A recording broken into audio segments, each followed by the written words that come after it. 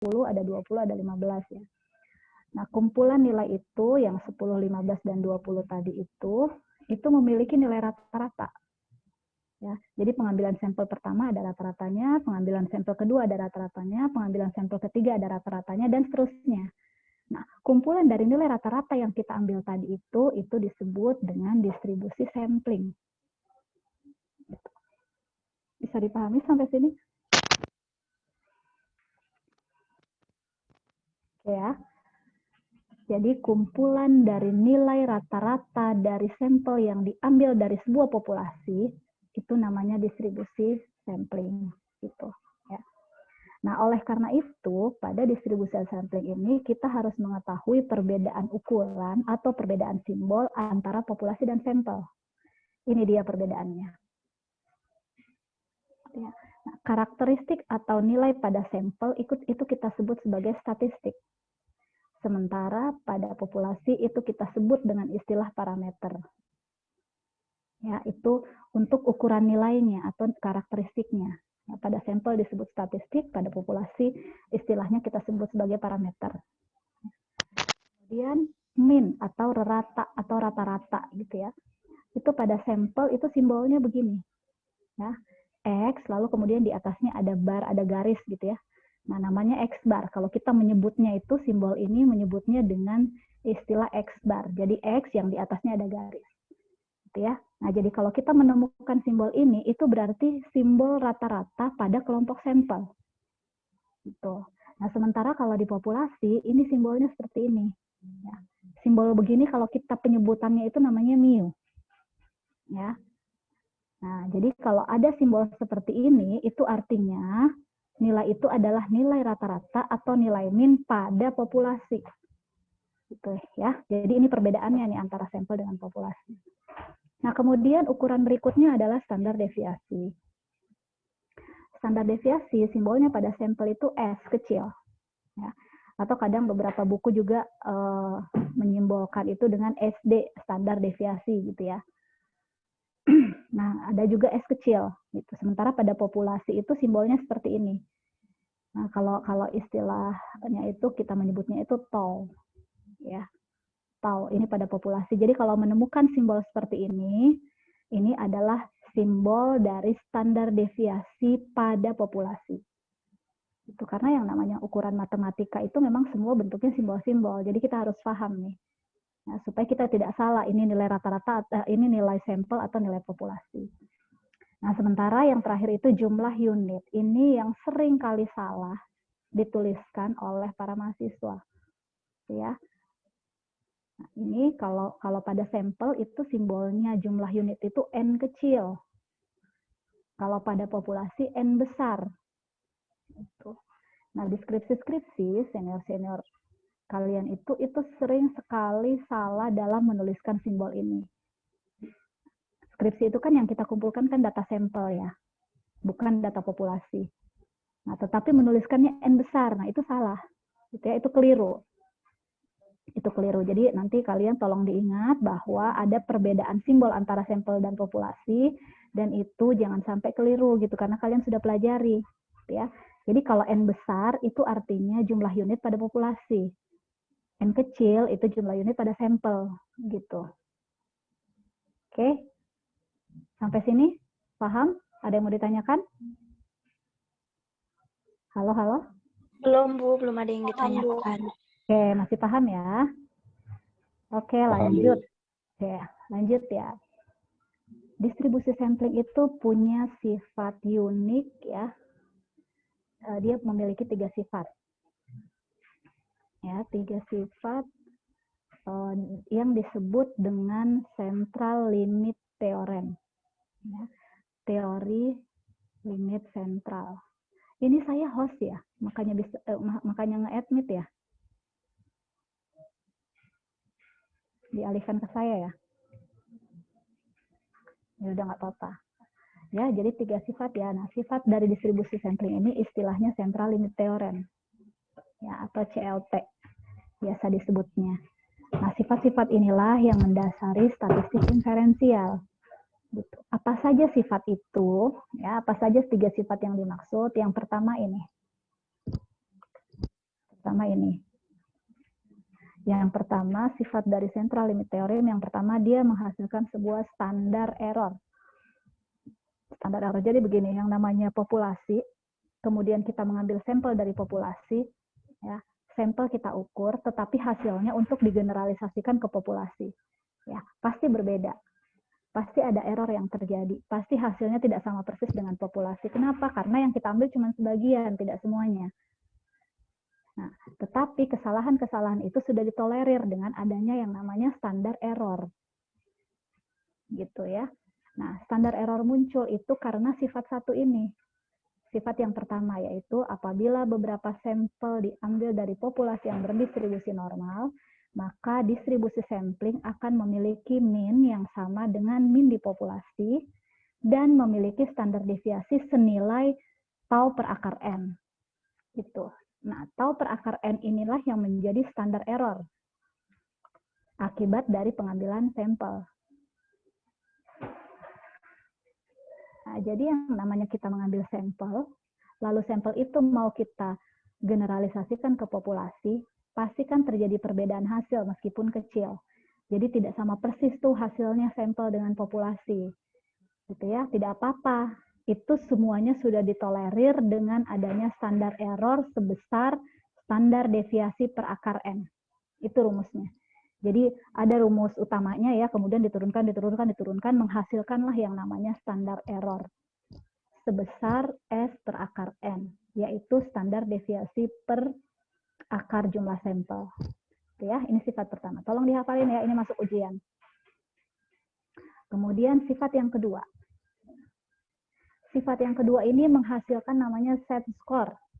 Z-score, ya gitu. Nah, ini dihasilkan apabila populasi berdistribusi normal, maka distribusi sampling juga akan berdistribusi normal, sehingga menghasilkan sifat persamaan Z-score. Nah, Z-score ini rumusnya sebesar X bar atau rata pada sampel dikurang mu atau rata pada populasi dibagi standar error. Standar error ini rumusnya yang tadi, yang ada di sifat yang pertama. Gitu. Jadi sifat pertama menghasilkan standar error, sifat kedua menghasilkan rumus Z-score. Gitu ya. Nah, sifat ketiga ini. Walaupun di populasi itu distribusinya sembarang ya, tidak normal, bisa ke kanan, bisa ke kiri gitu ya. Tetapi jika sampelnya diambil terus-menerus berulang kali, maka mean yang ada akan berdistribusi normal. Jadi semakin banyak kita mengambil sampel, maka semakin normal distribusinya. Itu. Ini sifatnya, 3 sifatnya. Oke. Gimana? Coba. Mihda mana? Halo? Iya, Bu. Ya. Mihda, tadi sifat pertama apa ya? Sifat pertama menghasilkan apa? Maaf, Bu, tadi saya lagi ngerekap absen, Bu. Terus? Jadi saya tadi tidak terlalu mendengarkan, Bu. Ya, jangan kayak gitu, rekap absennya nanti aja setelah kuliah ini selesai. Namira mana? Namira? Oke. Ada. Pertama apa tadi? Sifat pertama dari distribusi sampling itu menghasilkan apa?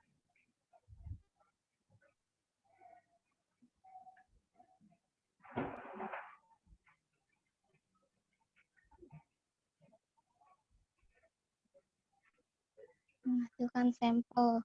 Bukan, Bu. Menghasilkan apa? Sampel. Salah.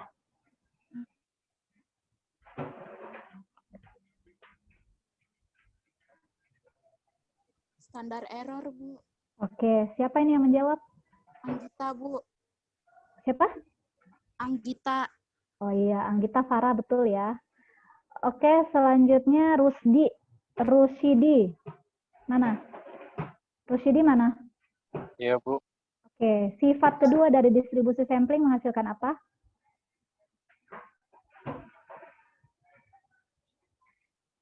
Sifat kedua ya, Bu. Iya.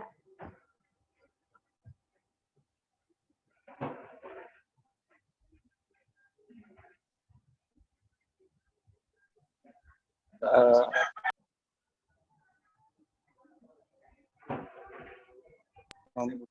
memahami sifat-sifat sebatan rata-rata sampel, Bu, dari data populasi distribusi normal. Sifat kedua dari distribusi sampling atau central limit theorem itu menghasilkan rumus apa?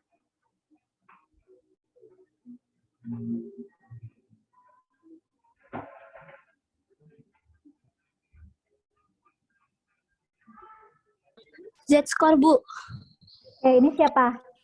Kartika, Bu. Oke, Kartika. Kartika. Oke, Kartika set skor ya. Kartika, Elvira, Iyut, sama Anissa ya. Anissa, Bella, betul ya. Mihda, saya nggak bawa catatan. Tolong dicatat ya tadi yang menjawab siapa aja. Kan Ya, baik, tadi Bu. kamu lagi ngerekap katanya. Ya. Oke, jadi tadi yang pertama Anggita sama Farah. Yang kedua Kartika, Elvira, Iyut, Anissa, dan Bella. Ya. Udah, Mida? Udah, Bu. Oke. Ya, kita masuk yang itu. Konsep dasar sampling. Oke. Jadi ciri khas memang dari statistik inferensial itu adalah ciri khasnya populasi dan sampel. Nah, ini yang tidak dimiliki pada statistik deskriptif. Gitu. Ya, sekarang kita masuk konsep dasar sampling ya. Kenapa sampling itu ada? Itu karena adanya juga populasi. Apa sih populasi itu? Populasi itu adalah seluruh unit yang akan kita lihat atau kita teliti, ya, yang akan kita ketahui, yang mau kita ketahui karakteristiknya atau yang mau kita ketahui kondisinya, keadaannya, itu adalah populasi, ya. Seluruh hal yang ingin kita lihat itu adalah populasi, ya. Kemudian sampel itu bagian dari populasi. Jadi kalau misalnya kita mau meneliti tentang anemia pada ibu hamil, ya, populasi kita itu adalah seluruh ibu yang hamil. Gitu ya, bukan seluruh perempuan, karena yang mau kita lihat adalah anemia pada ibu hamil. Berarti populasi kita itu sudah kita sudah kita batasi, yaitu ibu hamil. Gitu ya. Ibu hamil ini mau kita lihat anemianya. Berapa prevalensi anemia pada ibu hamil. Nah, kemudian sampelnya apa? Sampelnya ibu hamil juga gitu. Tetapi tidak semuanya. Nah, kalau semuanya ibu hamil kita ambil pada kelompok tertentu, itu namanya populasi.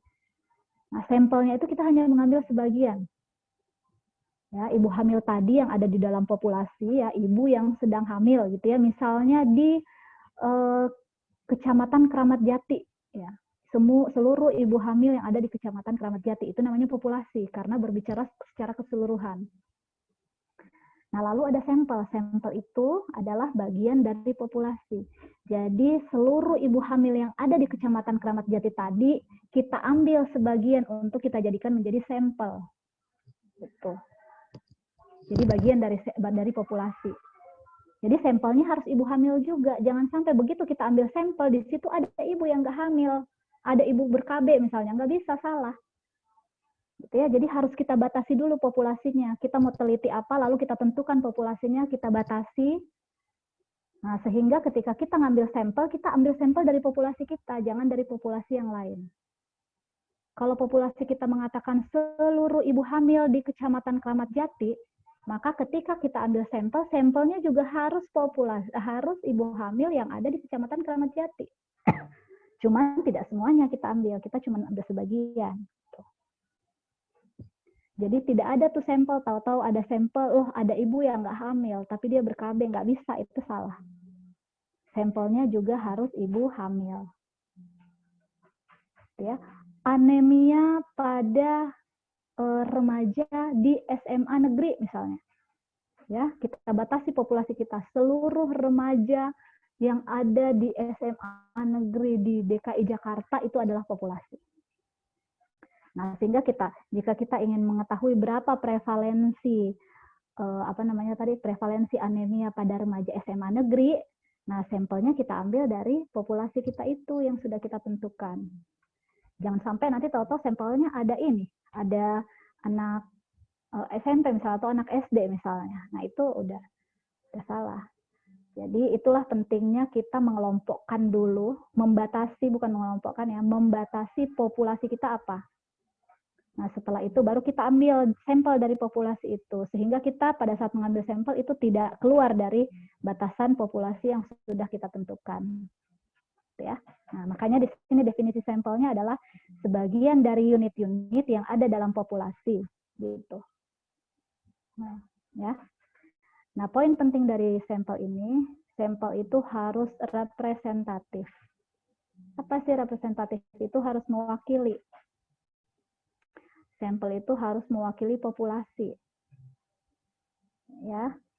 Jadi untuk supaya sampel bisa representatif itu ada aturannya dalam memilih. Gitu. Ya, tetapi syaratnya sampel itu harus representatif. Gitu ya. Nah, bagaimana caranya supaya sampel itu representatif? Itu kita melihat dua hal.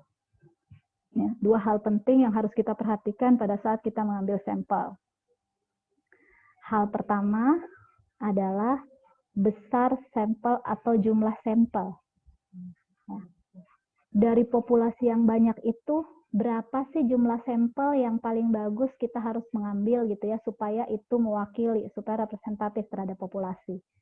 Nah, itu harus menjadi perhatian utama. Berapa jumlahnya, berapa besarnya, gitu ya. Nah, hal yang kedua adalah setelah kita mengetahui berapa jumlahnya, misalnya jumlahnya 150 gitu ya, 150 dari populasi yang ribuan, kita menghitung jumlah sampel yang kita peroleh, yang harus kita ambil itu adalah 150. Nah, langkah selanjutnya, 150 ini bagaimana cara mengambilnya? Bagaimana cara mendapatkan 150 ini? Apakah siapa aja yang kita temui lalu kita ukur, gitu ya?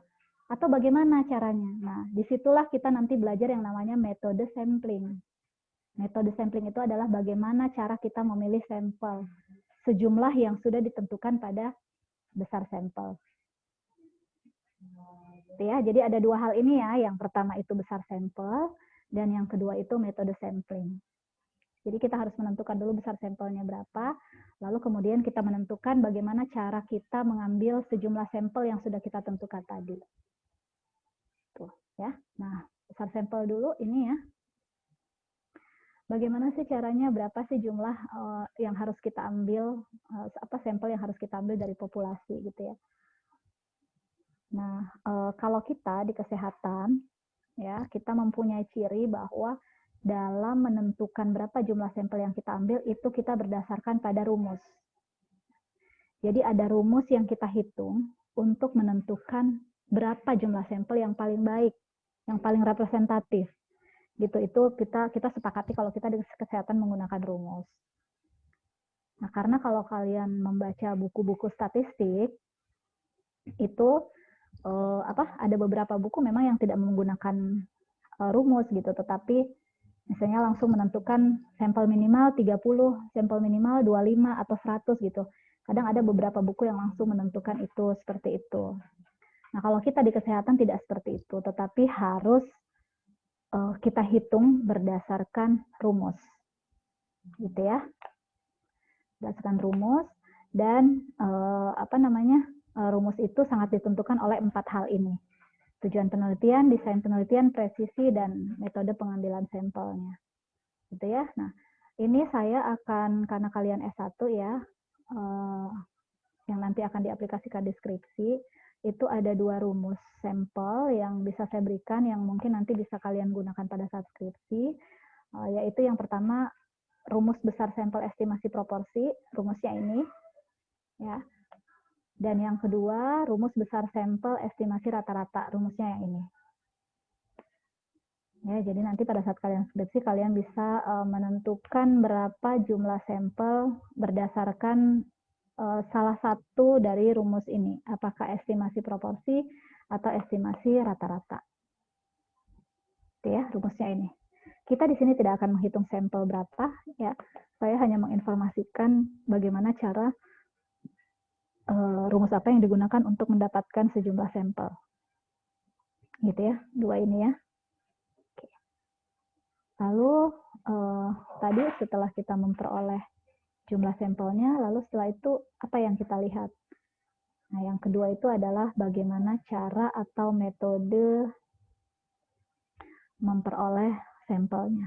Atau kalau istilah kita itu namanya metode sampling. Gitu. Ya. Nah, kalau dari segi definisinya ini. Metode sampling adalah suatu cara atau teknik atau metode yang kita gunakan untuk mengambil sejumlah sampel dari suatu populasi. Untuk mengambil ya, atau memilih sampel. Bukan untuk menentukan besar sampel, tapi mengambil sejumlah sampel dari suatu populasi. Gitu ya. Metode ini saya bagi menjadi dua kelompok besar. Yang pertama metode probability sampling dan yang kedua metode non-probability sampling. Nah, dari dua hal ini yang menggunakan untuk penelitian yang sifatnya kuantitatif itu menggunakan metode probability sampling. Itu. Sedangkan untuk non-probability sampling itu adalah pilihan metode sampling untuk penelitian-penelitian yang sifatnya kualitatif. Itu ya, pada umumnya digunakan oleh penelitian-penelitian kualitatif. Kalau probability sampling itu pada umumnya digunakan oleh penelitian-penelitian yang sifatnya kuantitatif. Ya. Nah, probability sampling itu adalah metode pengambilan sampel yang didasarkan pada teori kemungkinan atau teori probabilitas. Artinya, ya, semua unit atau semua orang dalam populasi itu memiliki peluang yang sama atau kesempatan yang sama untuk terpilih menjadi sampling. Nah, dan besarnya peluang itu bisa dihitung. Itu namanya probability sampling. Acak. Kalau acak, semua orang dalam populasi itu memiliki peluang atau kemungkinan atau kesempatan yang sama untuk terpilih menjadi sampel. Ya. Nah, untuk probability sampling ini, itu ada beberapa cara. Ada 5 nih. Ada 5. Yang pertama, istilahnya simple random sampling atau pengambilan sampel dengan metode acak sederhana. Ya. Yang kedua, ini saya jelaskan nggak satu-satu, oh enggak. Oke. Yang kedua, systematic random sampling atau pengambilan sampel dengan metode acak sistematis. Nah, yang ketiga adalah stratified random sampling, itu pengambilan sampel dengan cara acak stratifikasi. Nah, yang keempat namanya cluster random sampling, ya pengambilan sampel dengan acak cluster. Dan yang kelima itu acak banyak bertahap. Ya, jadi ada 5. Nah, saya akan coba jelaskan satu-satu nih. Masih mendengarkan? Halo? Masih. Masih, Bu. Masih, Bu. Iya. Oke. Ya. Yang pertama, sampel acak sederhana atau simple random sampling. Ya. Simple random sampling itu metode atau cara pengambilan data dengan cara acak biasa. Jadi, ngacak aja kita pilihnya. Misalnya, dari 500 yang ada di populasi, dari 500 orang yang ada di populasi, lalu kita mau ambil 100 misalnya. Bentar. Ini ada yang belum di-mute.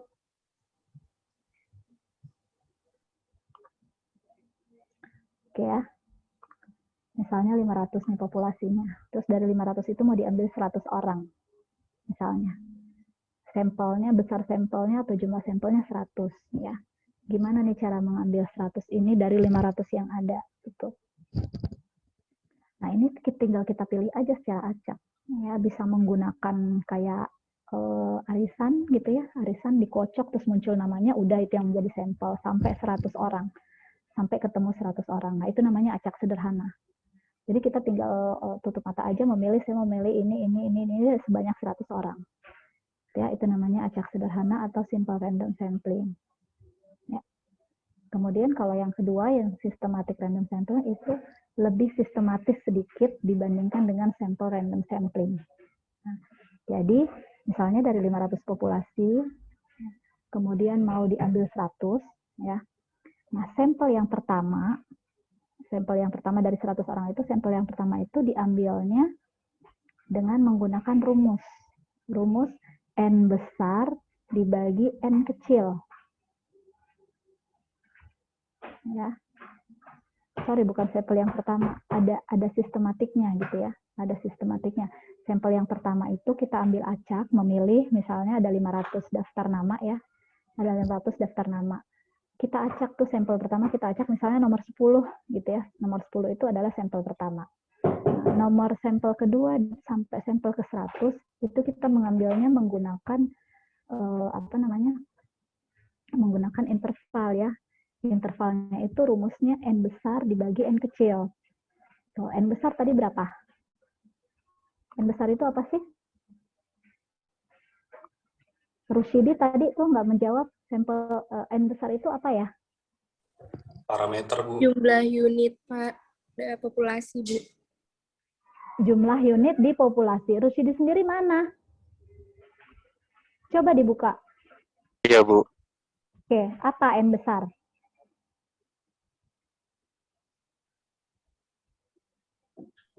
Z-score, Bu. Parameter besar. N besar itu jumlah populasi. Oh iya, Bu. Populasi. Ya, Maaf. Iya. Rusyidi tolong jangan meninggalkan ini ya, Zoom ya. Biar bisa menjawab. Baik, Bu. Oke, nah tadi di contoh saya, itu N besarnya berapa?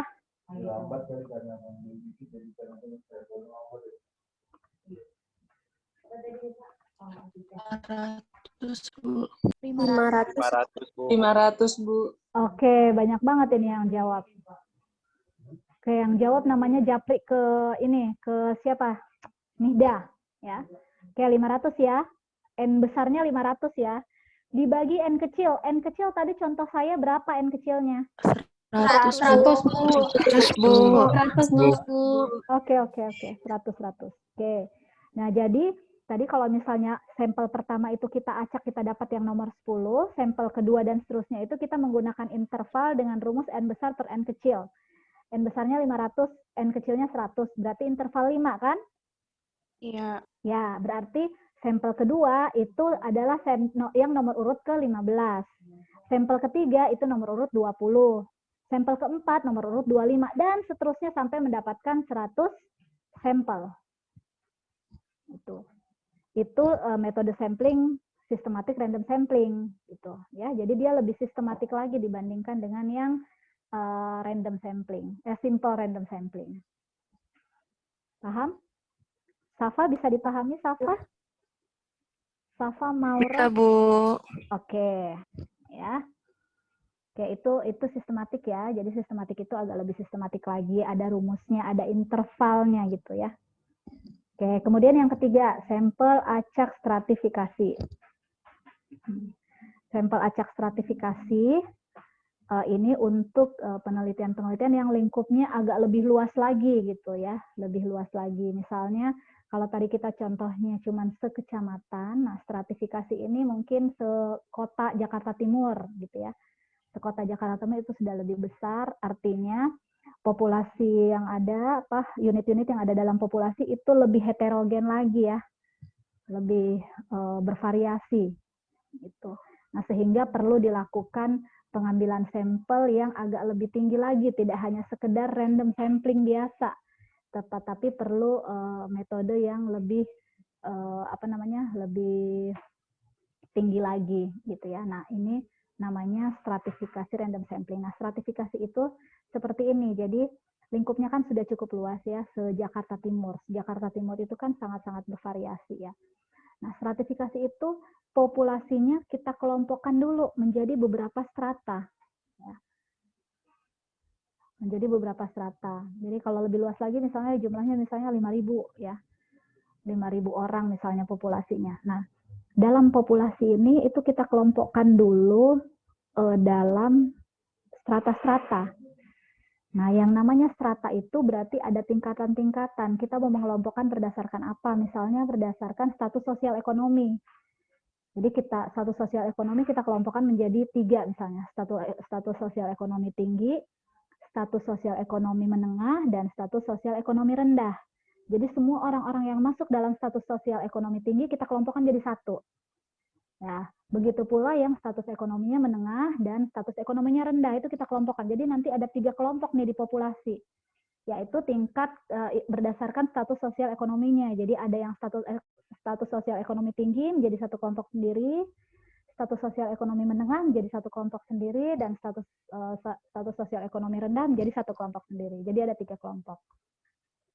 Nah, setelah itu kita mengambil sampel, ya, misalnya kita mau pilih sampelnya 500 gitu ya. Nah, 500 ini kita ambil sebagian dari status sosial ekonomi tinggi, sebagian dari kelompok yang menengah, sebagian lagi dari kelompok yang rendah.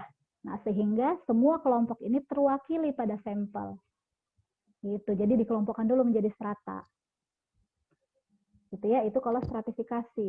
Nah, stratifikasi itu populasi itu kita kelompokkan dulu berdasarkan strata tertentu, ya. Kita kelompokkan strata tertentu, ya. Lalu kemudian kita mengambil sampel dari setiap strata tersebut. Gitu. Jadi semua strata terwakili. Kenapa harus begitu? Karena kalau kita menggunakan simple random biasa, ya, acak biasa, bisa saja nanti yang status sosial ekonominya yang tinggi itu tidak terwakili. Gitu ya, karena kita ambilnya yang biasa, acak yang biasa. Nah, bisa jadi tidak terwakili nanti, tidak ada nanti diambil dalam sampel. Nah, makanya harus kita kalau lingkupnya sudah besar, sudah luas dan sudah cukup bervariasi, maka kita harus mengelompokkan dulu. Ya. Nah, kalau stratifikasi ini kita mengelompokkannya berdasarkan strata. Gitu ya. Nah, strata itu cirinya, kelompok strata itu cirinya ketika kita mau mengelompokkan strata tinggi, strata menengah, strata rendah. Cirinya itu di dalam kelompok strata itu homogen, sama semua. Tetapi antar stratanya dia heterogen, berbeda-beda. Antar strata 1, strata 2, strata 3 itu berbeda. Tetapi di dalam stratanya dia sama. Bisa dipahami? Saya ulang ya. Bisa, Bu. Ketika kita membagi kelompok berdasarkan strata, maka dalam kelompoknya dia sama semua, homogen, tetapi antar kelompoknya dia heterogen. Contoh tadi saya mengambil strata berdasarkan sosial ekonomi, ya, menjadi sosial ekonomi tinggi, saya jadikan satu kelompok ya. Dalam kelompok status sosial ekonomi tinggi itu semuanya yang berstatus tinggi sosial ekonominya, gitu, homogen, gitu ya. Kemudian strata kedua menengah, homogen semuanya yang soseknya menengah, semuanya berada di kelompok kedua. Dan kelompok ketiga yang rendah. Nah, semua yang soseknya rendah itu adanya di kelompok 3. Jadi dalam kelompok ini homogen sama, namun antar kelompoknya heterogen. Jadi berbeda-beda antar kelompoknya ya. Antara yang tinggi, menengah, dan rendah itu jelas perbedaannya, bahwa kelompok itu berbeda antara satu kelompok dengan kelompok yang lainnya. Nah, itu ciri dari pengelompokan menggunakan strata atau stratifikasi. Ya. Nah, nanti pengambilan sampelnya baru kita ambil di setiap strata itu. Gitu. Jadi kalau jumlahnya 500, nanti kita ambil berapa di kelompok tinggi, berapa di kelompok menengah, dan berapa di kelompok rendah. Sehingga semua kelompok itu terwakili dalam sampel kita. Gitu ya. Oke. Lanjut sampel acak klaster. Nah, klaster ini prinsipnya sama dengan strata. Sama. Jadi kita membagi kelompok juga. Gitu ya, kalau sampel acak cluster nih, cluster random sampling. Populasi itu kita bagi menjadi beberapa kelompok, juga sama dengan strata. Hanya kelompoknya istilahnya itu kelompok cluster. Jadi populasi itu kita bagi menjadi beberapa cluster tertentu. Ya. Bisa 3 cluster, bisa 4 cluster, dan seterusnya. Ya. Nah, lalu apa ciri dari kelompok klaster? Ciri dari kelompok klaster adalah dalam satu kelompok klaster, isinya itu heterogen, tetapi antar stratanya homogen. Gitu ya, kebalikan dari stratifikasi tadi.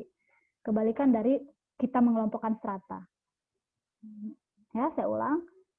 Kelompok klaster itu di dalam kelompok dia heterogen, berbeda-beda tuh dalam satu klaster. Ya.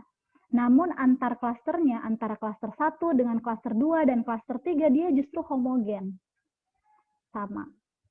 Kalau stratifikasi, dalam kelompok dia homogen, antar kelompok dia heterogen. Tapi kalau klaster, dalam kelompok dia heterogen dan antar kelompok dia homogen. Apa contohnya? Contohnya apa ya? Contoh gini, kita meneliti DKI ya, DKI Jakarta. DKI kan cukup luas ya, cukup luas.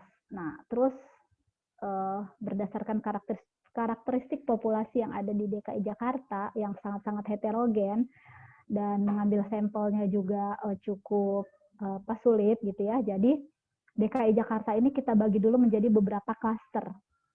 Nah, apa dong klasternya? Kalau saya klasternya Jakarta Timur, klaster pertama misalnya. Jakarta Utara, klaster kedua. Klaster ketiga, Jakarta Selatan, dan seterusnya.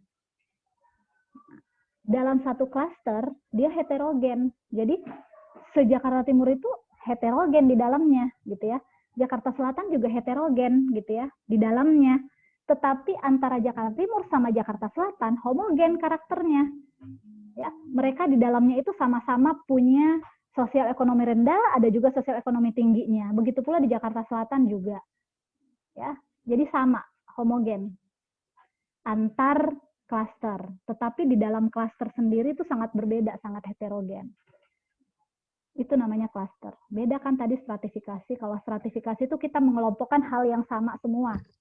Yang sama, bentuknya itu dijadikan satu kelompok. Gitu, sehingga nanti antar kelompoknya itu mereka berbeda. Tapi kalau klaster, kita mengelompokkan hal-hal yang berbeda-beda dalam satu kelompok. Ya. Tetapi dalam setiap kita mengelompokkan itu, kita mengelompokkan hal berbeda tetapi yang sama. Gitu. Ada yang tidak paham?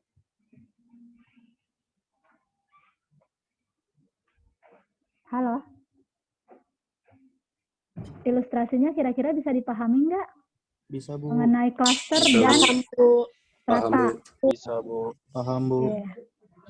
Oke ya, jadi begitu. Klaster itu antar kelompok dia homogen, di dalam kelompok dia heterogen. Itu. Oke, yang selanjutnya acak bertahap. Acak bertahap itu ya, kita bisa mulai melakukan pengelompokan klaster.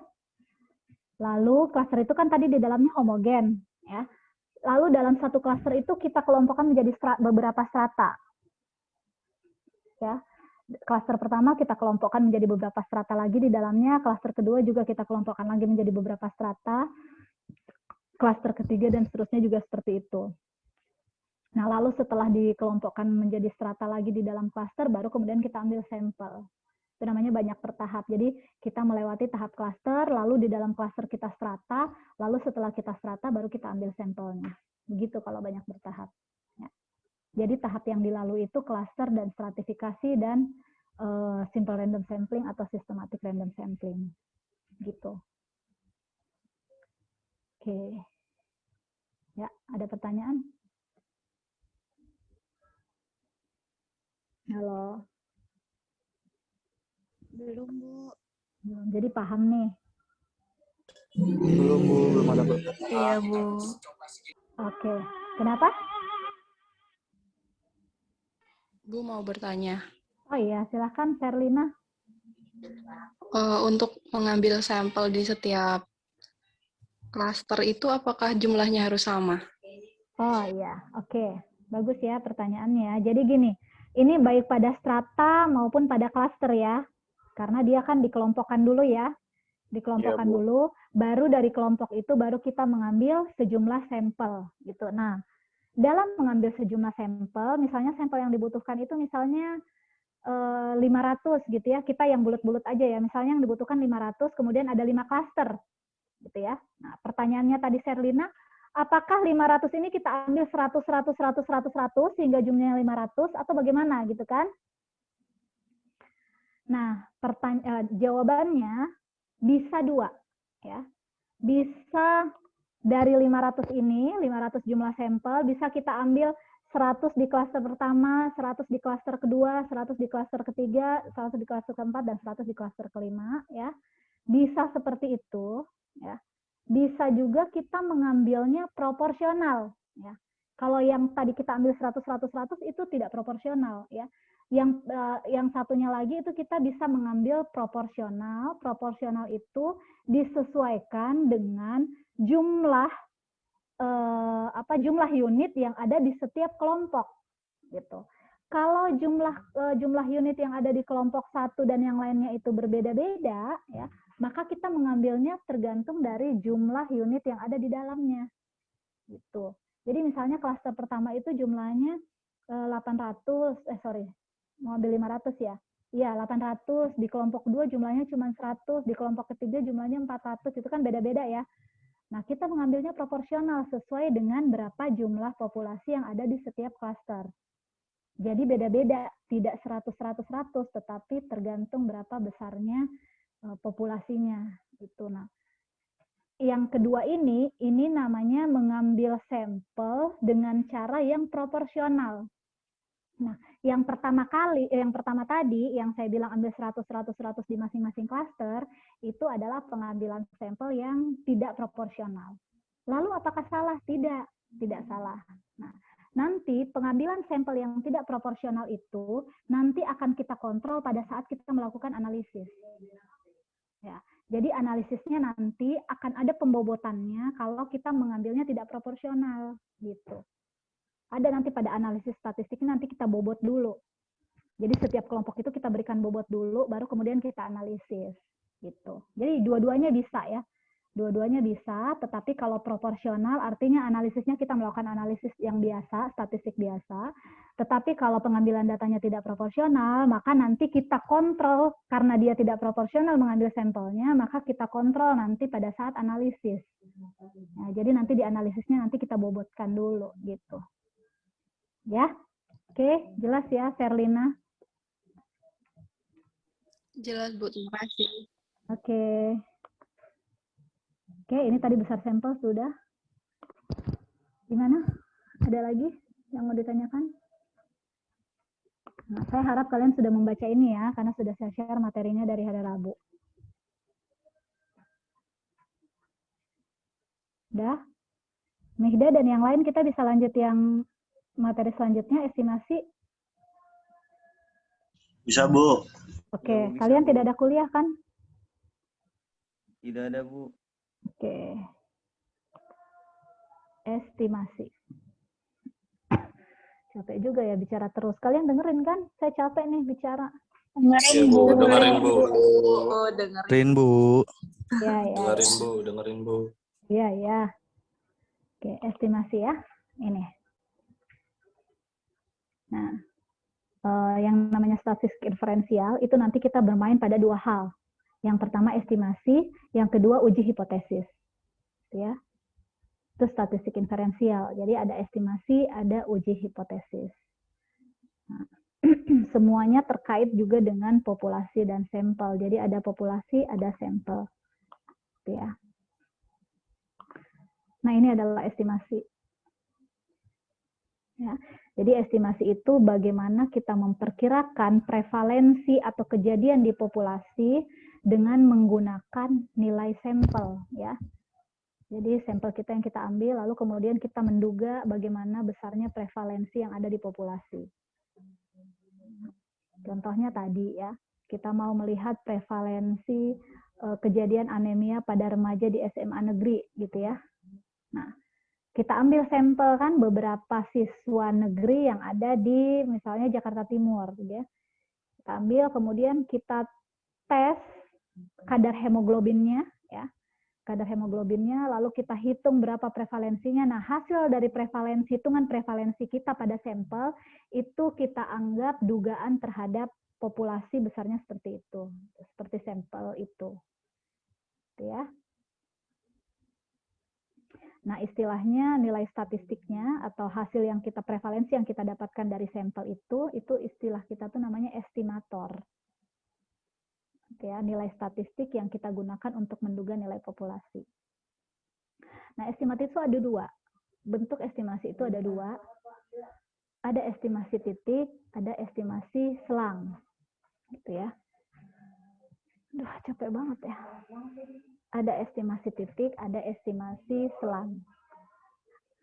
Estimasi titik itu kita melakukan estimasi atau menduga populasi dengan satu nilai. Itu estimasi titik. Kalau estimasi selang, kita menduga populasi berdasarkan nilai sampel itu dengan menggunakan dua nilai, nilai interval, ada nilai minimal, ada nilai maksimal. Gitu. Nah.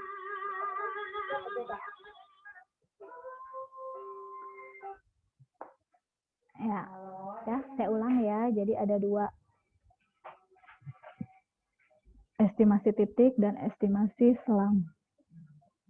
Estimasi titik itu kita menduga nilai populasi menggunakan satu nilai. Ya, estimasi selang kita menduga nilai populasi berdasarkan nilai interval. Jadi ada nilai minimal sampai maksimalnya berapa. Ya. Nah, ini contohnya ketika kita ingin mengetahui kadar hemoglobin di satu kabupaten, ya. Lalu kemudian kita ambil 100 orang, ya. Lalu 100 orang ini kita ukur kadar Hb-nya, jadi ada 100 kadar Hb, lalu kadar Hb itu kita rata-ratakan, dapatlah 7,5 gram per sen. Nah, 7,5 gram per sen inilah ya dugaan kita terhadap populasi. Berarti di Kabupaten A itu rata-rata kadar Hb-nya 7,5 gram per sen, jadi satu nilai aja. Gitu. Ya. Jadi kalau misalnya dari sampel kita menghitung 100 kita dapatkan 7,5, maka 7,5 ini berlaku ke populasi yang pasti tidak 100 orang, ada lebih besar lagi. Gitu. Jadi menggunakan satu titik. Ya. Nah, balik lagi bahwa yang namanya sampel itu bisa saja tidak 100% benar, tidak 100% sama dengan populasi. Makanya tadi berdasarkan sifat sentral limit teorem tadi muncul yang namanya standar error gitu kan, karena tidak sama persis. Nah, disitulah kelemahan dari estimasi titik, karena dia menduga populasi hanya berdasarkan satu titik, sehingga tingkat kesalahan dalam menduga populasi itu akan besar. Ya. Karena belum tentu nih di populasi 7,5%, bisa saja 7,3 kah, 7,6 ya, ada pergeseran sedikit dari 7,5 ini. Itu adalah kelemahan estimasi titik. Kita tidak bisa mengetahui seberapa kuat benar tidaknya nilai yang kita duga tersebut, itu karena nilainya hanya satu. Gitu ya.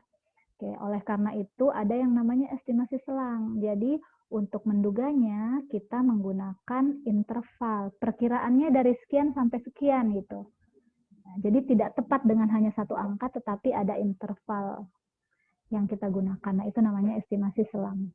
Ya. Ini bentuknya interval ya. Dasarnya bahwa sampel yang diambil dari populasi itu berdistribusi normal sehingga muncul yang namanya standar error. Jadi pada estimasi titik tadi kita tidak memperhitungkan standar error. Nah, pada estimasi selang itu kita memperhitungkan standar error. Ya. Nah, jadi estimasi selang itu ada batas minimum, batas maksimum. Gitu.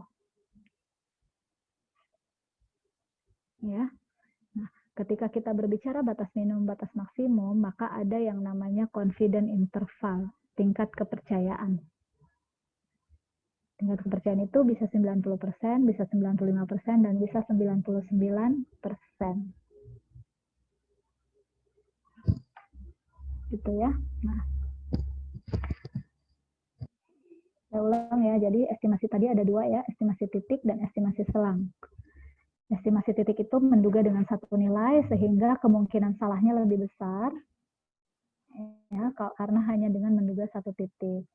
Oleh karena itu ada upaya alternatif bisa dengan menggunakan estimasi selang, interval estimation. Nah, estimasi selang sendiri itu terbagi dua lagi. Ya. Yaitu estimasi selang atau interval estimasi untuk yang jumlah sampelnya besar, ya. Yang satu lagi, estimasi selang dibagi dua ya, ada estimasi rata-rata, ada estimasi proporsi. Ya, ada estimasi rata-rata, ada estimasi proporsi. Nah, ini tolong kalian catat ya. Estimasi ada dua, ada estimasi proporsi, ada estimasi rata-rata. Estimasi proporsi itu nanti rumusnya cuma satu, ini ya, estimasi proporsi, sementara estimasi rata-rata itu dibagi dua lagi. Ada estimasi rata-rata untuk sampel yang besar dan estimasi rata-rata untuk sampel yang kecil. Ini dibedakan kenapa? Dibedakan karena distribusi pada sampel yang besar itu berbeda dengan distribusi sampel yang kecil. Sehingga rumusnya berbeda. Nih, saya ulang deh ya, biar nggak bingung. Ya, atau saya pakai ini sebentar.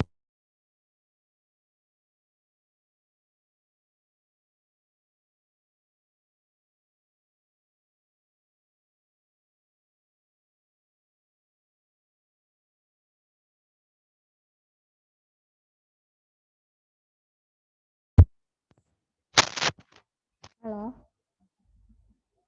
Masuk, Bu. Oke, masuk ya. Nih, saya bikin ininya di sini aja sebentar. Di whiteboard ya.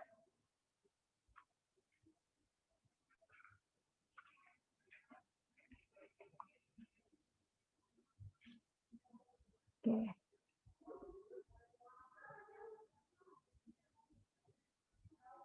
Screen. Oke, ini kelihatan ya? Kelihatan, Ibu. Kelihatan, Bu. Oke, jadi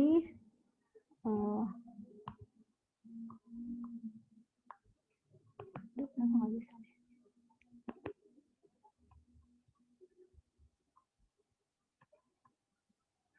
Bentar ya.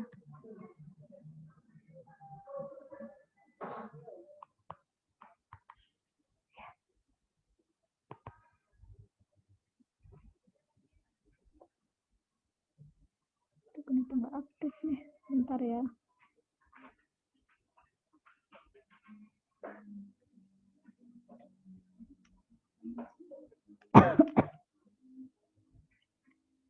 Sebentar. Pennya nggak aktif.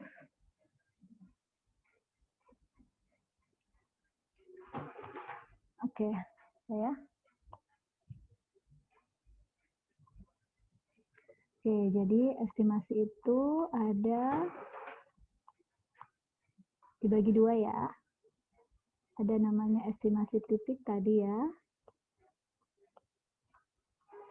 Ada namanya estimasi interval. Estimasi titik itu hanya menggunakan satu nilai untuk menduga populasi, sementara estimasi interval itu menggunakan dua nilai untuk menduga populasi. Nah, kemudian dalam estimasi interval ini dibagi menjadi dua. Ya. Ada estimasi proporsi, dan ada estimasi rata-rata. Ini istilahnya rata-rata ya. Nah, estimasi proporsi itu untuk jika kita ingin menduga nilai populasi yang bentuk datanya proporsi, bentuk datanya kategorik. Misalnya mau menduga prevalensi, mau menduga berapa persen kejadian di populasi gitu ya. Kalau bentuknya dalam persen itu kita menggunakan estimasi proporsi. Gitu. Nah, kalau kita mau menduga nilai dalam bentuk rata-rata, misalnya mau menduga berapa besaran nilai kadar HB di satu desa misalnya ya, atau kadar kolesterol pada pasien di RSCM misalnya ya, pada pasien di RSCM dalam satu periode 1 tahun gitu ya. Nah, jadi untuk data-data yang sifatnya itu atau bentuknya itu berupa rata-rata, bukan berupa proporsi atau persentase ya, maka kita menggunakan estimasi rata-rata. Gitu ya. Nah, estimasi rata-rata ini dibagi dua lagi ya, karena berdasarkan distribusinya. Untuk estimasi rata-rata itu ada rumus khusus untuk estimasi rata-rata jika sampelnya besar. Yang kedua, ada juga rumus khusus untuk estimasi rata-rata yang sampelnya kecil. Kenapa berbeda? Iya, karena distribusi data pada sampel besar dan distribusi rata pada sampel kecil itu berbeda distribusinya. Ya, jadi berbeda juga rumusnya. Gitu ya. Nah, lalu ukuran besar kecilnya ini berapa? Nah, kita sepakati di kelas ini, yaitu kesepakatannya yaitu 30. Gitu ya. Yaitu 30. Artinya, jika sampelnya itu 30 ke atas, ya. Jadi jika sampelnya itu 30 ke atas, jadi lebih besar sama dengan 30, maka dia masuk sampel besar. Kalau sampelnya di bawah 30, ini kita kategorikan dia sampel yang kecil. Gitu ya. Ukurannya 30. Nah, jadi di estimasi ini nanti akan ada 3 rumus, yaitu rumus untuk estimasi proporsi, ini ya. Rumus untuk estimasi proporsi, rumus untuk estimasi rata-rata yang memiliki sampel yang besar, dan rumus estimasi rata-rata yang memiliki sampel yang kecil. Ya, ada 3 rumus ya. Nah, bagaimana bentuk rumusnya? Nah, lihat ini. Ini adalah rumus estimasi proporsi. Ini ya.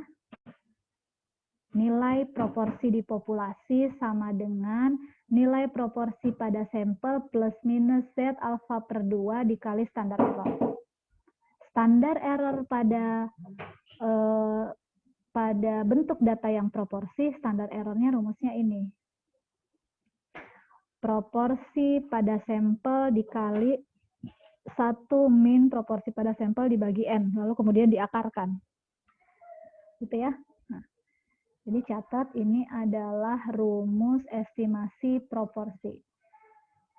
Oke, terus yang kedua tadi ada estimasi rata-rata sampel besar ya. Nah, ini rumusnya. Estimasi rata-rata sampel besar rumusnya ini. Jadi mu itu apa tadi? Rata di populasi ya. Rata di populasi atau nilai yang mau kita duga itu besarnya adalah sebesar X bar rata-rata pada sampel plus minus Z alfa per 2 dikali standar error, di mana rumus standar error pada data yang bentuknya rata itu adalah standar deviasi per akar N. Gitu. Ya. Nah, untuk rumus sampel kecil, estimasi rata sampel kecil, rumusnya ini. Mu sama dengan rata-rata pada sampel plus minus T dikali T, T-nya itu alfa T dan DF dikali standar error. Standar errornya rumusnya ini. Nah, beda ya. Jadi, pada sampel besar itu menggunakan distribusi Z, dan pada sampel kecil itu menggunakan distribusi T, di mana rumus dari distribusi T ini adalah alfa T dan DF. Nah, alfa T itu besarannya adalah alfa per 2 dan DF itu N-1. Nah, nanti kita akan latihan. Tapi secara konsep bagaimana? Kalian sudah mengerti belum? Tanya jawab ya. Siapa nih? Siapa yang mau ditanya? Siapa yang bersedia ditanya-tanya?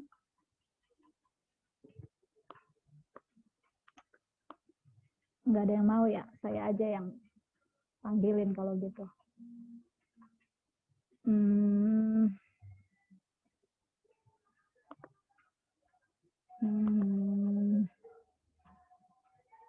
Jacqueline. Ini tuh kelas yang ada yang ngulang ya?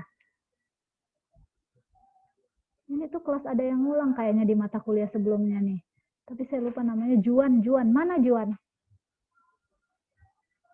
Juan ada? Tidak ada, Bu. Oh, tidak masuk. Kenapa dia?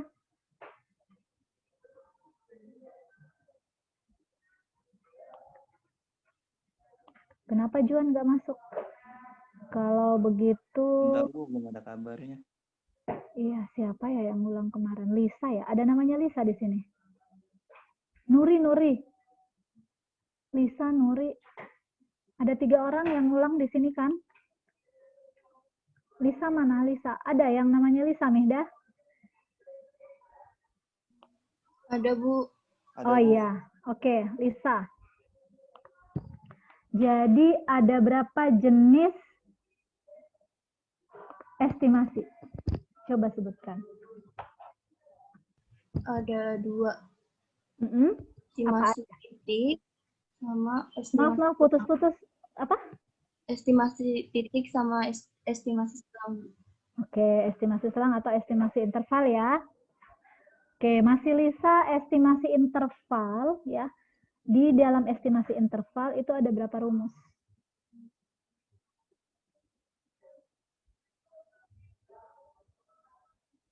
Masih Lisa ya.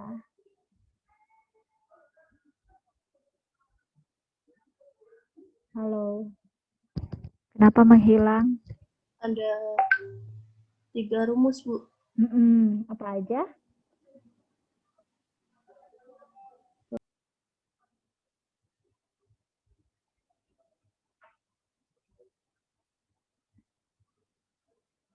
Apa aja, Lisa?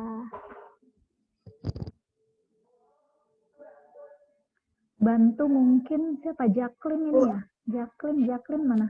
Ini perempuan atau laki-laki? Jacqueline mana Jacqueline? Hadir, Bu, hadir, Bu. Oke. Estimasi rata. Apa? Estimasi rata sama Lisa. estimasi proporsi, Bu. Oke, tadi katanya 3. Rata besar, rata kecil, sama Oh, rata besar. Iya. Jadi estimasi rata yang jumlah sampelnya besar gitu ya. Terus estimasi rata yang jumlah sampelnya kecil. Sama satu lagi estimasi proporsi gitu ya. Oke, Lisa, makasih. Jacqueline ini dari tadi saya panggil-panggil nggak muncul-muncul. Kemana ya? Iya, Bu, hadir, Bu. Maaf, Bu, dari tadi sinyal saya gangguan, Bu. Oh, iya. Oke. Sekarang untuk estimasi, kan tadi katanya estimasi rata ada sampel besar, sampel kecil. Berapa sih batasan sampelnya? Jacqueline. Iya, Bu. Kenapa, Bu? Berapa sih batasan sampel dikatakan sampel besar dan sampel kecil? Iya, Bu. Bentar, Bu. 30 ya, Bu? 30. Oke, kalau 30 masuk besar atau masuk kecil ya? Besar, Bu. Oke, besar. Yakin aja jawabnya. Nggak usah. Iya, Bu. Maaf, Kalau Bu. salah akan saya bilang salah juga. Iya, Bu. Oke, 30 ya. Oke, jadi saya buka lagi. Tadi seperti ini. Ini yang harus kalian ingat pada estimasi. Gitu ya. Ini yang harus kalian pahami. Jadi grafik yang saya gambar ini harus kalian pahami pada estimasi. Bahwa estimasi itu ada estimasi titik, ada estimasi interval. Kemudian estimasi interval itu ada yang bentuknya proporsi, ada yang bentuknya rata-rata. Kemudian yang rata-rata itu ada lagi 2 variannya, yaitu yang sampelnya besar dan sampelnya kecil, di mana batasan sampelnya adalah 30. Ya. Nah, bagaimana jadi sehingga ada 3 rumus. Ini yang saya lingkari merah ya, ada 3 rumus. Rumus estimasi proporsi, rumus estimasi sampel besar, ya rata dengan sampel besar, dan rumus estimasi rata-rata yang sampelnya kecil. Gitu. Ya. Ini harus kalian pahami. Oke. Kemudian kita latihan yang ini. Kita latihan memahami soal yang ini. Oke. Untuk soal yang ini, yang di atas. Aduh. Atau yang di bawah dulu aja deh. Yang di bawah ya. Jadi ada data berat badan ya. Jumlah dari orang yang diukur berat badannya itu ada 49 orang ya. Kemudian dihitung rata-ratanya, dapatlah rata-rata berat badan itu 64 dan standar deviasinya 8,6. Nah, lalu kita disuruh menduga atau memperkirakan berapa berat badan di populasi dengan confidence interval 95%. Pertanyaan saya, ini estimasi apa?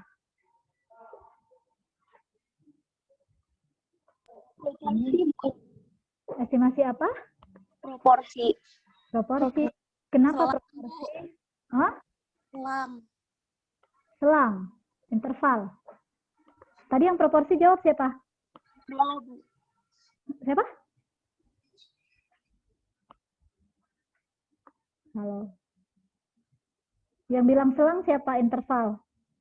Saya Bu Anggita. Oke, kenapa estimasi interval atau estimasi selang? Karena dia punya batas atau nilai minimal sama maksimal, Bu. Oh, tahu dari mana kalau ada batas nilai minimal sama maksimal?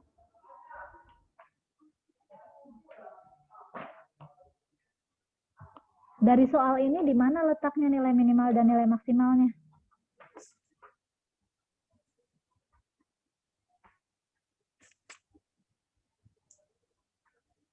Halo? Halo. Iya. Lihat dari mana? Karena ada apa? Tanda besar dan kecil, Bu. Tanda besar dan kecil. Mana sih soalnya tanda besar kecilnya? Kok saya nggak lihat ya? Di soal yang kedua, yang mengenai rata berat badan 49 orang, ya itu besar kecilnya ada di mana?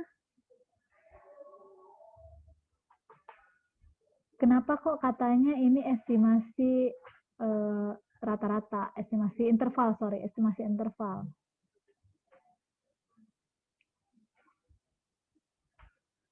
Yang lain boleh menjawab. Soal kedua ini kita kategorikan estimasi apa? Dan kenapa? Bu, maaf, Farah mau tanya, Ibu udah Ya. ganti layar share screen apa belum ya, Bu? Yang mana Iya, Bu, ya? nggak ada soalnya, Bu. Soalnya nggak ada Bu, soalnya. Soalnya, Bu. Ih, terus kenapa kalian menjawab nih? Kelihatan? Udah, Bu, kelihatan. Oke. Tunggu, kenapa tadi nggak itu ya? Ini kelihatan ya? Yang nomor 2. Ini estimasi apa?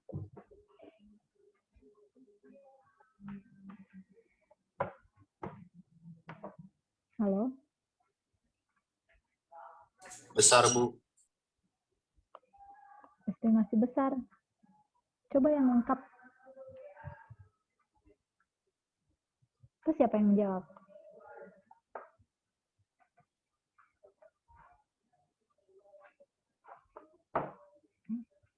Saya ulang ya. Nih, yang harus kalian pahami di sini. Oke. Yang harus kalian pahami dalam estimasi ini. Gambar yang sudah saya gambarkan ya di layar yang ini.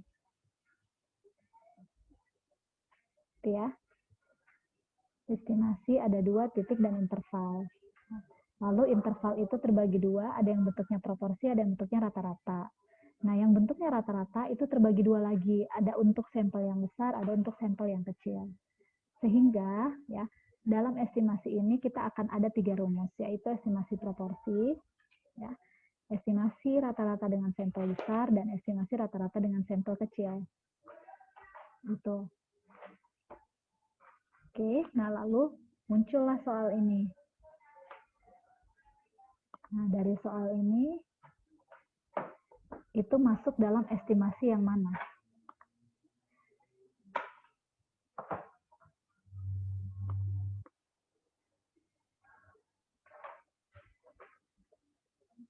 Besar, Bu.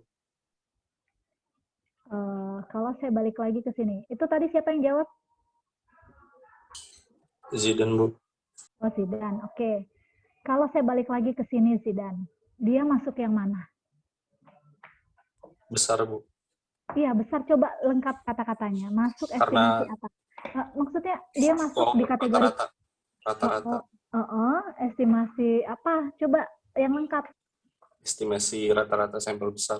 Oke, estimasi interval, Interval. estimasi rata-rata yang sampelnya besar, gitu ya? Iya, Oke. Bu. Oke, makasih Sidan. Nah, kenapa? Coba analisis. Kenapa Sidan bilang kalau ini estimasi interval? Karena di atas 30, Bu. Oh. Di atas 30. Kenapa mengatakan ini estimasi rata-rata?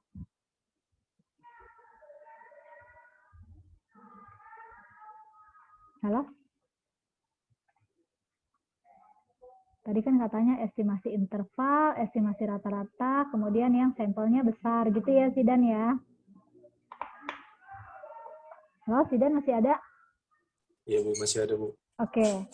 Nah, kenapa mengatakan ini adalah estimasi rata-rata? Karena masih nilai dugaan, Bu. Nilai dugaan.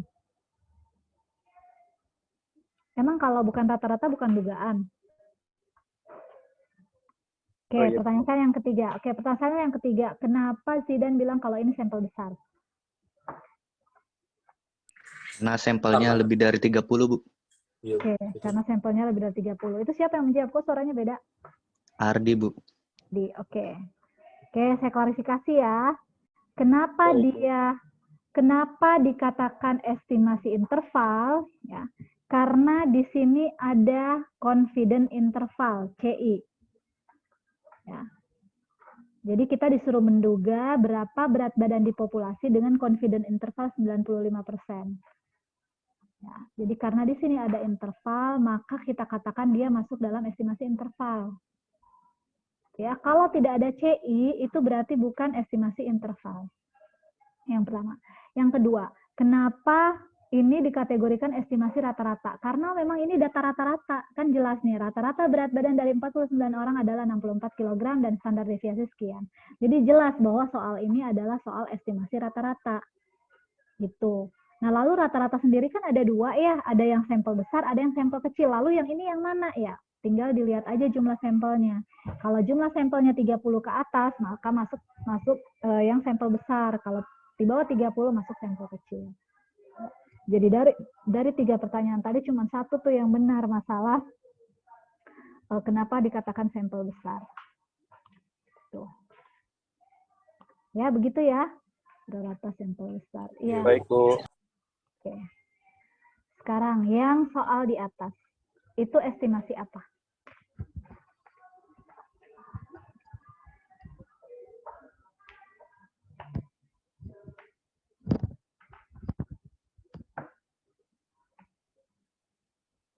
Masih kelihatan kah soalnya? Masih, Bu. Masih kelihatan, Bu. Iya, estimasi apa?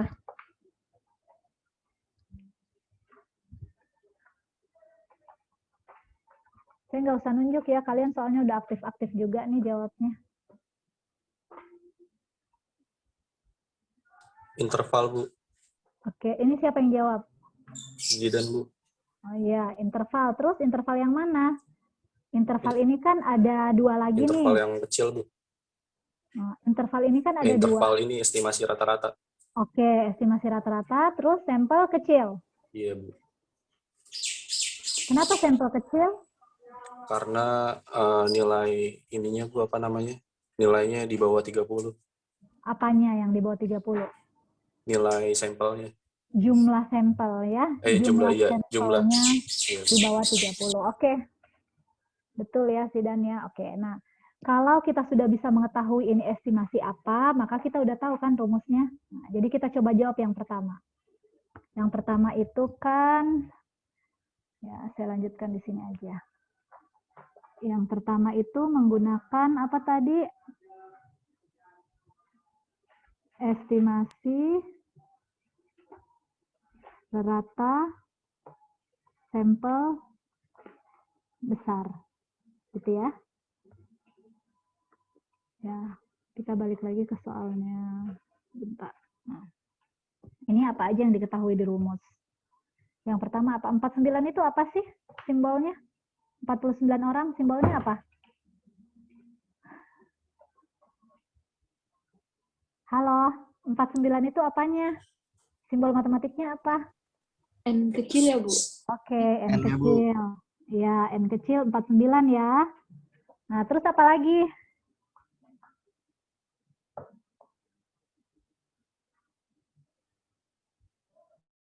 Diketahui N kecil 49. Terus apa lagi yang diketahui di soal ini? Ayo, nggak usah ragu-ragu penjawab salah, nggak apa-apa. Apa? S bannya ya, Bu. Ratanya. Apa? S kecil. Standar deviasi. Oke, nggak apa-apa deh. S kecil. Berapa tadi S kecilnya? 8,6 gitu ya. Terus apa lagi? X barnya bukan sih, Bu? Oke, betul. X bar. Siapa nih yang jawab? Azahra. Oh iya, kok pinter ya? 64 ya. Oke. Terus apa lagi? CI ya, 95%. CI 95%. Kita jawab dulu CI yang pertama, 95%. Oke. CI 95% itu berarti alfanya adalah 5%. Terus mana rumusnya ya? Sampel besar.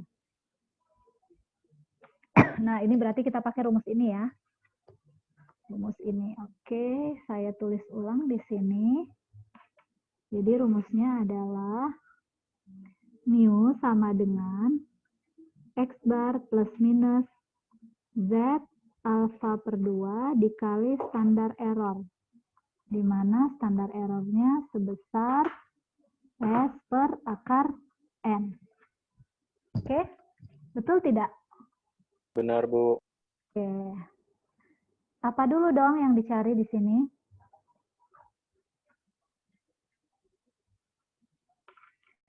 Kalau ini Standar errornya, Bu. oke. Saya turunkan di sini. Ini hasilnya berapa? 8,6 dibagi akar 49. Tolong bantu dong dihitung pakai kalkulator. Akar 49 berapa ya?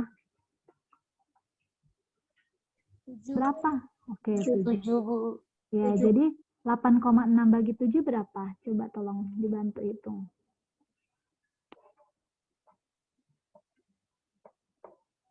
1,22. 1,22 berapa? Belakangnya lagi. 85, Bu. 2285, berarti 23 ya, saya bulatkan ya. Oke, ini adalah standar error. Nilai standar error ini kita masukkan pada saat kita menghitung estimasinya. X barnya berapa? 64, Bu. 64. Plus minus Z alfa per 2 ini kita lihat saja langsung di sini. Ya, ini. Ketika nilai CI-nya 95%, ya yang ini ya, alfanya 5%, ini sudah di sini kan ininya, share screen-nya ya. Alfanya 5%, maka nilai Z alfa per 2-nya adalah 1,96. Paham ya? Jadi nanti di sini kita langsung masukkan aja Z alfa per 2 pada CI 95% itu adalah 1,96 dikali standar error. Standar errornya tadi berapa? 1,23. 1,23. Nah, sehingga kita hitung 64 plus minus. Coba dikali 1,96 kali 1,23 hasilnya berapa? 2,41, Bu. 2,41. Nah, mu 1 akan sama dengan atau mu minimal, bentar, biar nggak salah ya. Mu 1 atau mu minimal sama dengan 64 dikurang 2,41. Berapa? Sementara mu 2 atau nilai yang maksimal adalah 64 ditambah 2,41. Oke, hasilnya berapa? Yang minimal hasilnya berapa? Yang minimal 61,59. Oh, satu orang aja dong. 61,59. 61,59. Mu 2?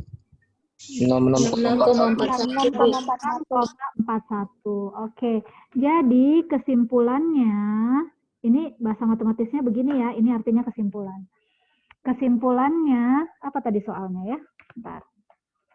Soalnya apa sih yang disuruh duga? Berat badan di populasi. Ya. Berat badan di populasi. Kesimpulannya, berat badan di populasi berkisar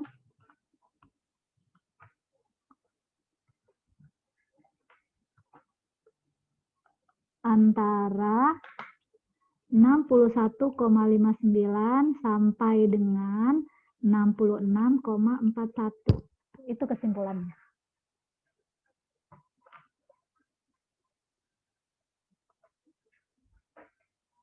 Gitu. Selang kan, interval kan, jadi dia berupa nilai interval. Jadi kemungkinan salahnya itu lebih kecil dibandingkan kalau estimasi titik.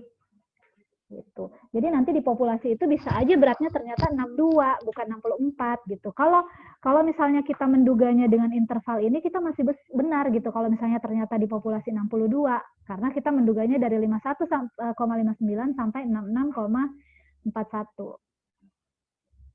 Gitu, ya. Oke. Iya, Bu. Paham sampai sini? Oke. Ini tolong kalian screenshot aja nih. Nih kalau ada yang mau screenshot nih. Ya, biar bisa dipelajari di rumah. Udah? Oke. Nah, selanjutnya saya akan memberikan tugas. Oh, sebentar. Estimasi ini dulu ya. Estimasi yang satu lagi. Estimasi yang satu lagi kita sepakati itu adalah estimasi apa tadi ya? Kecil, Bu. Rata. Kecil, yang lengkap dong. Estimasi rata sampel kecil. Oke, rata sampel kecil. Ya. Apa aja yang diketahui? Yang pertama, saya buka lagi ya. N, Bu. N. Oke. N-nya berapa ya? 20 kalau nggak salah. 20 ya. 20, Bu. Terus apa lagi? Rata-rata, Bu. Oke, rata-rata X bar ya. X bar, Bu. Rata-ratanya berapa? 72. 72. 2. Terus apa lagi? Bentar.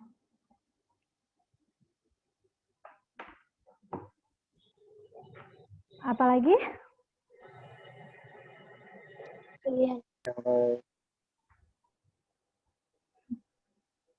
Varian. Varian simbolnya apa sih? Kalian kan belajar di biostat dasar. Varian itu simbolnya S kuadrat. 16. Kalau S kuadratnya 16, S-nya berapa ya? 4, Bu. Oke, 4. S-nya 4. Terus apa lagi yang diketahui? CI ya, 90 aja ya. CI 90. 90%. Itu berarti alfanya adalah 10%. Kalau CI 90% berarti alfanya adalah 10%. Oke, lalu kita hitung. Ini berarti yang rumus yang kita pakai adalah rumus estimasi interval, estimasi rata yang jumlah sampelnya kecil, yang ini. Oke ya. Rumusnya.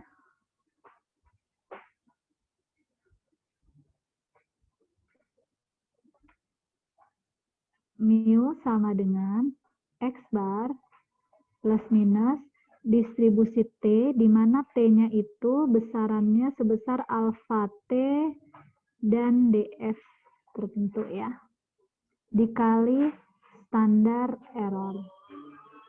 Standar errornya sama, yaitu sebesar S per akar N.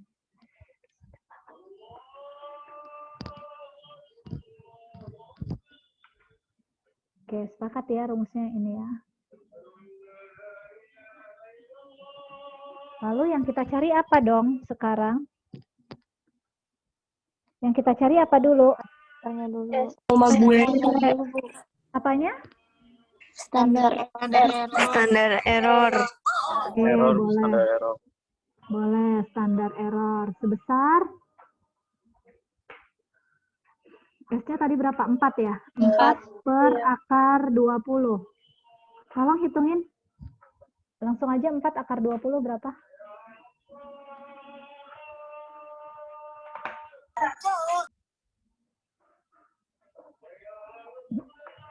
Sakit telingaku.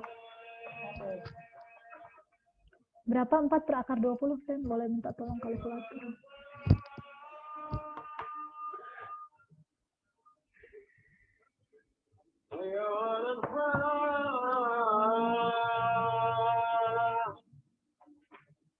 Yuk, minta tolong dihitung. Pakai kalkulator. Ada kan akarnya kalkulatornya? 0,894. Itu udah 4 bagi akar 20?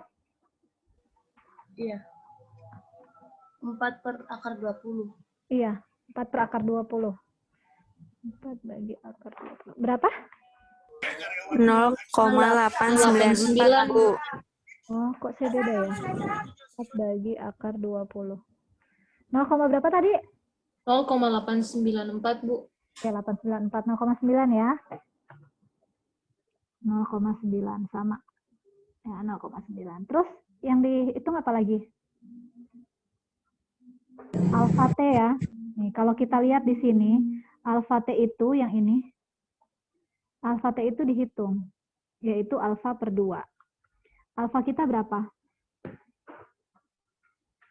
10. Alfa T. Nah, alfa kita 10 ya, berarti 10% dibagi 2.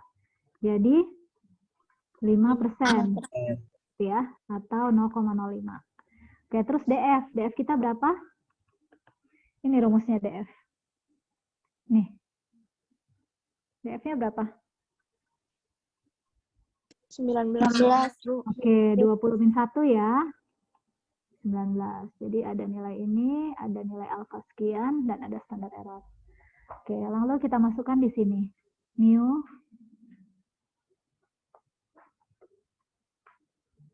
Mu sama dengan X bar-nya tadi berapa? 72 ya? 72. 72 plus minus. Berapa nilai T pada alfa T 0,05 dan DF-nya itu 19 dikali standar errornya 0,9. 0,9 standar errornya ya. Kali. Nah, untuk nilai T ini, untuk nilai T 0,05 dengan DF 19 itu kita cari di tabel. Bentar saya bukain tabelnya.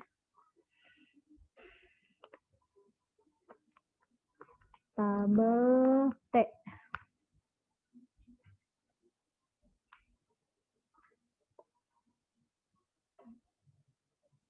Mana tabel T saya ya?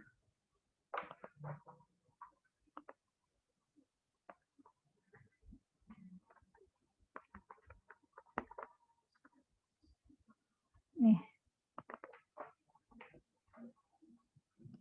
Kelihatan nggak tabelnya? Kelihatan, Bu. Oke. Ini adalah tabel T. Ya. Bentuknya banyak sekali angka ya, tapi nggak apa-apa.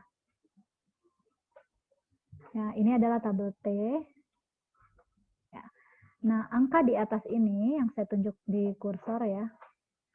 Ini adalah alfa T. Ya. Ini adalah alfa T-nya. Ya, kita gunakan yang dua pihak nih. Ini adalah alfa T. Ya.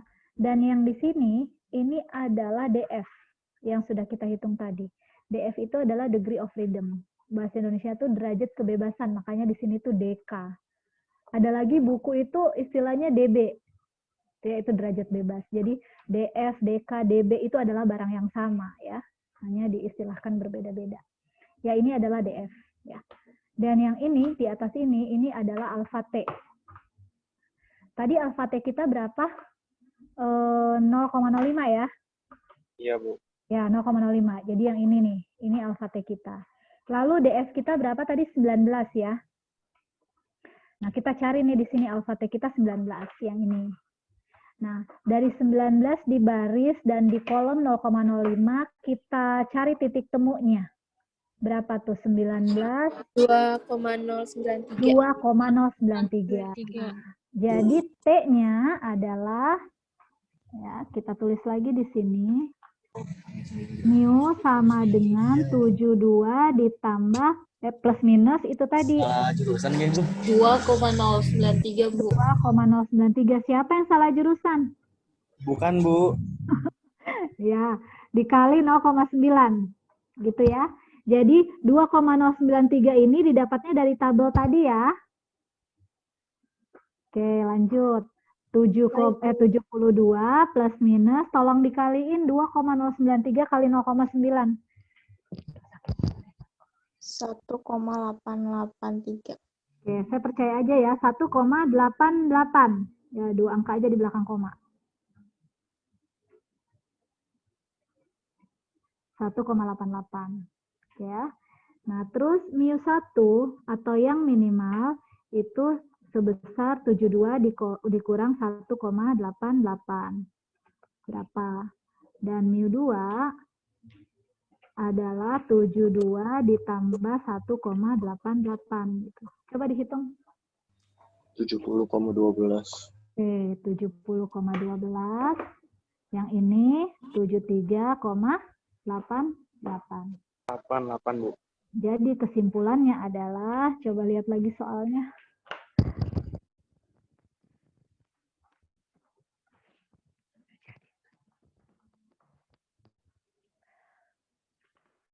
Ya, lihat lagi soalnya sebentar.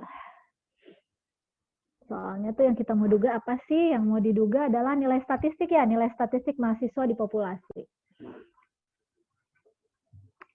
Nilai statistik Populasi mahasiswa. ya di populasi berkisar Antara 70,12 iya 70,12 sampai 73,88 gitu. Ya. Oke. Nggak susah kan? Nggak susah, asalkan kalian tahu mana N, mana S, mana X bar, gitu ya. Terus kalian tahu ini kalau soalnya begini, ini bentuknya estimasi selang yang seperti apa, estimasi interval yang seperti apa, apakah rata-rata, apakah proporsi, gitu ya. Nah, terus kalau dia rata-rata, ya tentukan lagi, ini rata-ratanya yang sampel besar atau sampel kecil. Kalau kalian udah tahu kuncinya, maka gampang menjawabnya, kan tinggal dimasukkan ke rumus. Di rumus semua angkanya ada, tinggal dimasukkan dan dihitung, gitu. Oke? Ada pertanyaan? Halo? Saya rasa keterlibatan kalian hari ini cukup bagus ya. Baik. Cukup aktif dalam menjawab, meskipun perlu dipancing dulu ya, nggak apa-apa, daripada yang sebelum-sebelumnya nggak jelas kalian ada atau tidak ya. Oke, ini udah di screenshot belum? Mau nggak di screenshot nih? Saya nggak bisa save soalnya. Boleh, Bu. Boleh, Mau, Bu. Bu. Mau, Bu. Oke, silakan.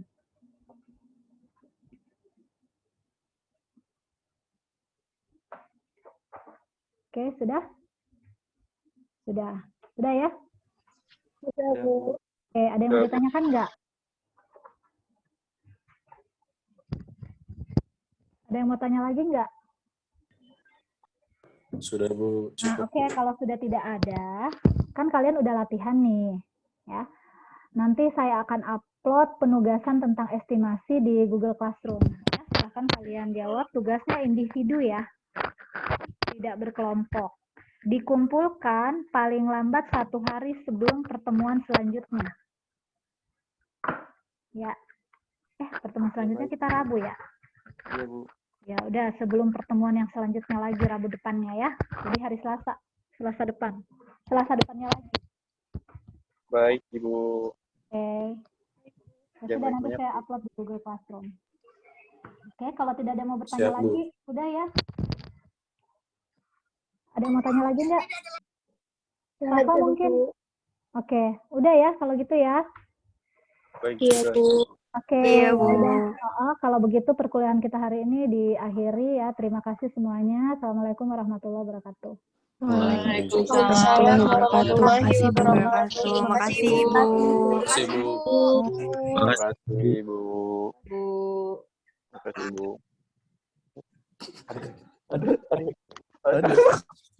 Lah. Tadi Cak ngomong apa nih, Cak ya?